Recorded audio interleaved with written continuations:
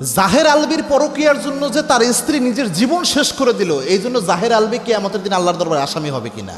চমৎকার একটা প্রশ্ন আমাদের এখানে এসেছে।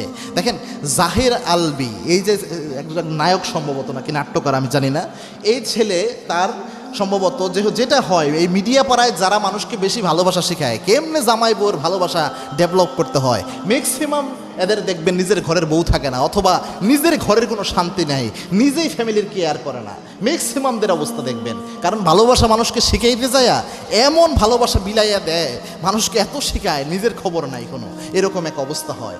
এই ব্যক্তি মানুষকে এই সারাদিন নাটকের মাধ্যমে অশ্লীলতার দিকে নিয়ে যায়, প্রেম প্রীতি শেখায়। এই ব্যক্তি নিজের ঘরে স্ত্রী রেখে, ছোট্ট একটা বাচ্চা রেখে, ফুটফুটে বাচ্চা, সে বাহিরে সম্ভবত পরকীয়া করেছে। এই কষ্ট সহ্য করতে না পেরে তার স্ত্রী নিজে শেষ করে দিয়েছে, জমিন থেকে বিদায় হয়েছে। এটা কিন্তু মারাত্মক মহাপাপ, এটা কখনো সমাধান হতে পারে না।